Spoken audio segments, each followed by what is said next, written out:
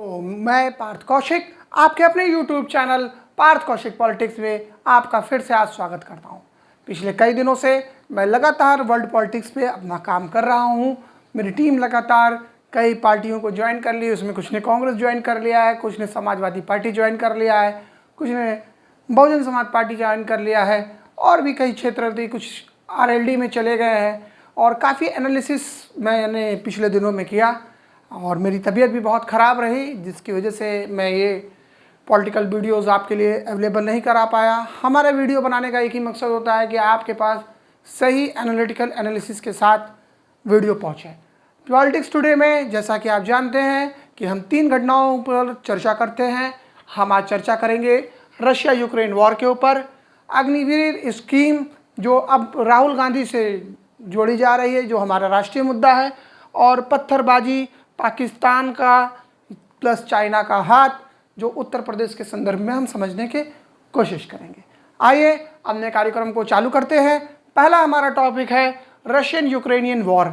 Russian Ukrainian war लगभग 4.5 महीने से ज़्यादा समय से चल रही है और इस वार का अभी फ़िलहाल अगले 2 से 3 महीनों में मैं कोई अंत होते हुए नहीं देख रहा हूँ।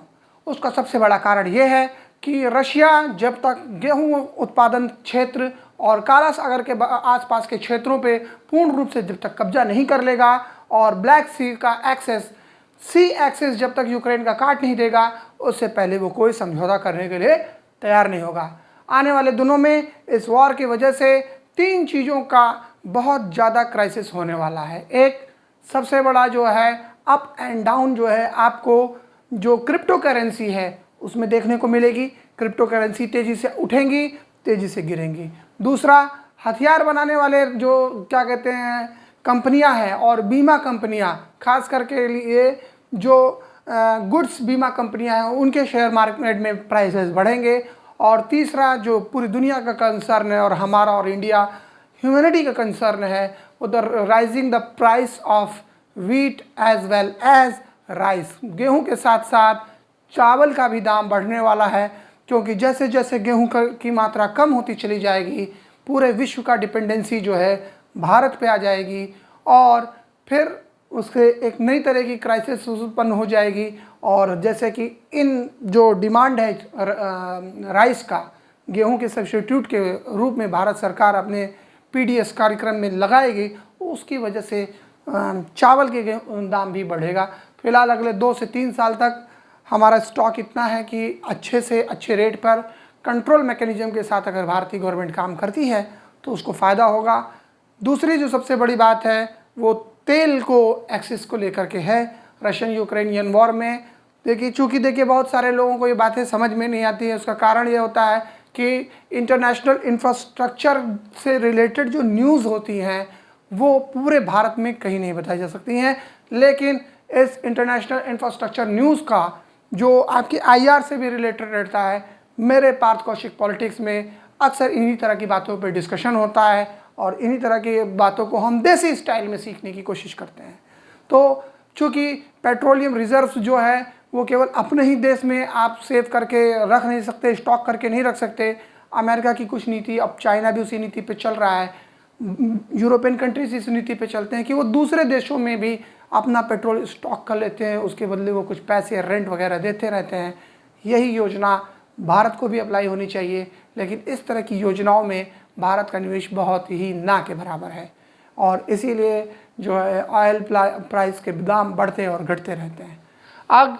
अगला अग्निवीर ये योजना जो है 4 साल के लिए सेना में भर्ती के लिए लाई गई थी, लेकिन जहाँ तक मेरे बचपन का जो है इस तरह की योजना के ऊपर, अग्निवीर तो नहीं कहूँगा लेकिन इस तरह की एक ऑन ड्यूटी जो वर्क है आर्मी में बिताने के लिए शहरी लोगों के लिए, शहरी बच्चों के लिए, ताकि वो पार्टिसिपेट कर सकें आर्मी में और वैसे युवा पार्टिसिपेट कर सकते हैं जो फुल टाइम आर्मी में नहीं जाना चाहते हैं।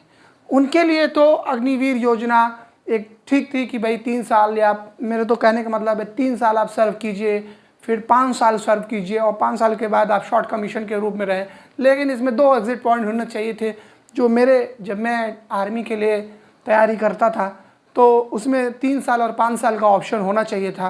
अगर वो होता, शॉर्ट सर्विस कमीशन थोड़ा टफ पड़ जाता था, 3 साल में भी आप क्या कहते हैं वापसी कर सकते हैं।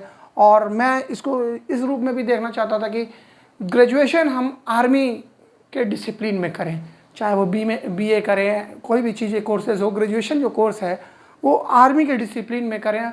और उससे जो एक मतलब एक डिसिप्लिन आता है, किसी भी वर्क फोर्स में डिसिप्लिन आता है। अभी हम देखते हैं सोसाइटी में स्ट्रगल चलता रहता है, जॉब्स को लेकर स्ट्रगल चलता रहा है, लेकिन आर्मी का जो डिसिप्लिन आ जाता तो उसकी वजह से एक दूसरे के प्रति आपकी जो है समझने की कोशिश करिए कि जैसे आपके प्रति लोगों का विश्वास, काम के प्रति, आपके काम के प्रति लोगों का विश्वास बढ़ जाता है। ये सही वाक्य है आज के लिए, लेकिन सरकार ने इसको थोड़े से मॉडिफाइड रूप में किया। और कुछ लोग तो चिढ़ा रहे हैं कि क्या कहते हैं, ये सरकार जो है वो पार्ट टाइम सोल्जर रखना चाहती है। देखिए भाइयों, ऐसा कुछ है नहीं कि पार्ट टाइम सोल्जर सरकार रखना चाहती है, लेकिन सरकार को फ़र्क करना चाहिए कि क्या स्पेशलाइज्ड है और क्या सुपर स्पेशलाइज्ड है और क्या सुपर डुपर स्पेशलाइज्ड है। आप अच्छे माइंड सेटअप को लेना चाहते हैं, साइबर अटैक, बहुत सारी चीज़ें हो रही हैं, उसके लिए अलग अलग डिफरेंट टाइप के आप IIT ग्रेजुएट्स को भी लेना चाहते हैं, लेकिन उनके लिए एग्जिट पॉइंट्स आपने सरकार ने बहुत अच्छे नहीं बनाए हुए हैं। और ये भी अग्निवीर योजना भी हमारी आधी अधूरी सी ही योजना है, बहुत ज़्यादा इसमें दिमाग नहीं लगाया गया है। हालांकि इस अग्निवीर योजना का राहुल गांधी जो है उन्होंने अपना युद्ध बना लिया है। अग्निवीर योजनाओं के लिए लगातार ट्विटर पे ट्वीट करके कि सरकार आपकी नौकरी के लिए जो है प्रयास नहीं कर रही है। और चूँकि आप सभी को पता है कि ED से लगातार पूछताछ चल रही है, जो नेशनल हेराल्ड जो न्यूज़पेपर है उसकी संपत्तियों को बेचने के लिए। और आप देख रहे हैं कि राहुल गांधी लगातार पूरी कांग्रेस उनको बचाने के लिए ED दफ्तर पर जो है लगातार संघर्ष कर रही है और लगातार उसके नेता संघर्ष कर रहे हैं। मेरा तो एक ही मानना है कि सरकार को अपनी जो क्या कहते हैं सोच विचार है वो जनता तक लगातार पहुंचाना चाहिए। जो है कृषि कानून के बाद ये मेरे ख्याल से दूसरा, और NTPC के बाद ये तीसरा ऐसा मौका है जब कॉमन पीपल के हितों का फैसला बंद कमरों में बैठे IAS अधिकारियों ने लेना चालू कर दिया है। और जब ऐसा होता है तब लो कॉन्फिडेंस गवर्नमेंट के ऊपर शो करता है।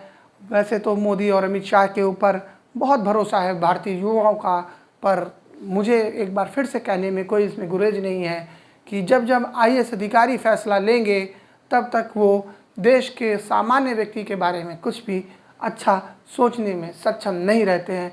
ऐसा भारतीय इतिहास के प्रशासनिक इतिहास में दिखता ही रहा है। आइए हम अपनी अगली जो है खबर पे चलते हैं, जो हमारे प्रदेश उत्तर प्रदेश से है। पत्थरबाजी पाकिस्तान जिंदाबाद के नारे लगे हैं और कुछ चाइनीज़ लोग पकड़ाए हैं, ऐसा न्यूज़ में आती हैं, यूट्यूब न्यूज़ में भी आती हैं कि बिना उसके चाइनीज़ जो है एजेंट्स पकड़ाए हैं नोएडा के अंदर। मेन देखिए क्या है कि इसका जो तार है जो पिछले UPA 2 से अगर आप देखेंगे, और इवन UPA 2 क्या UPA 1 में भी 2007 के आसपास से ये कार्यक्रम तेज़ी से चला है, जब हम अपना इकोनॉमिक मॉडल डेवलप करने में लगभग फेल हो गए। और मनमोहन सिंह की सरकार जो है हालांकि जीत के आ गई, रिसेशन का टाइम था, उसी समय एक नए तरीके के वर्ल्ड लीडर बराक ओबामा मिले। बराक ओबामा ने जो है एक जैसे डेमोक्रेटिक्स की एक थिंकिंग टैंक होती है कि वो कुछ ना कुछ ऐसा काम कर जाते हैं कि दूसरे का विकास प्रभावित हो, उन्होंने भी ऐसा ही किया। और उसी समय चाइनीज़ फाइनेंस, आप जानते हैं पहले हमारे यहाँ एक लाला सिस्टम होता था। लाला सिस्टम में लाला बहुत भारी पैमाने पे मंथली ब्याज लेता था, आज भी वो मंथली ब्याज सिस्टम चलता रहता है। अब उससे आप 1973 से निकल करके फिल्में देखेंगे तो बहुत सारी फिल्में मिल जाएंगी, लेकिन अब उस फिल्में जो है उस तरह की मिलती नहीं है, तो उससे निकल करके सिस्टम आया। लेकिन चाइनीज़ लोग फिर से हावी हो रहे हैं और ये पिछले 10 से 12 मतलब 15 सालों में इन्होंने बहुत अच्छी तरह से घुसपैठ बना ली है। आप देखेंगे कि नॉन बैंकिंग कंपनियां 30 से 40% ब्याज दर पे लोन देती हैं और बहुत ही छोटे छोटे लोन, 10,000 के लोन, 15,000 के लोन। और इसी तरह की चीज़ों को दूर करने के लिए 24% लोन के ऊपर स्वनिधि योजना जो है भारत सरकार ने चालू की थी। इसी तरह की जो फंडिंग है भारत के डेवलपमेंट से चाइना लगातार परेशान है, हमारे वैज्ञानिक लगातार नई नई खोजें कर रहे हैं, हम बिज़नेस में लगातार आगे बढ़ रहे हैं, चाइना परेशान है, हमको दबाव डालने के लिए तरह तरह की चीज़ों को फंडिंग करता है। और यही हाल पाकिस्तान में है, जिसका आपने हाल देखा कि रातों रात उनकी सरकार बदल गई।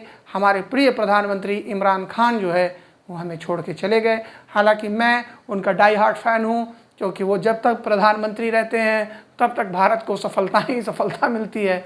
लेकिन ये जो नए प्रधानमंत्री आए हैं, उन्होंने फिर से वही राग छेड़ना चालू कर दिया है, और वहाँ से फंडिंग का पैसा कुछ लगता है जो आता है, और वो पत्थरबाजी होती है, लगातार हो रही है। आज भी कई जगहों पे होने की प्रयास किया गया, लेकिन मोदी के बाद योगी का जो जलवा है वो कायम है। योगी लगातार प्रयास कर रहे हैं और वो करते रहेंगे, और क्या कहते हैं, लगातार अपना एक प्रशासनिक इस्टेब्लिशमेंट उन्होंने दिखाया है। आज मुझे इस बात पे गर्व है कि मैं उत्तर प्रदेश की कानून व्यवस्था में सबसे ऊपर रखने का जो सबसे ऊपर होने की जो व्यवस्था होनी चाहिए थी, वो सपना मेरा साकार हुआ। धन्यवाद आपका पॉलिटिक्स टुडे देखने के लिए। Thank you very much.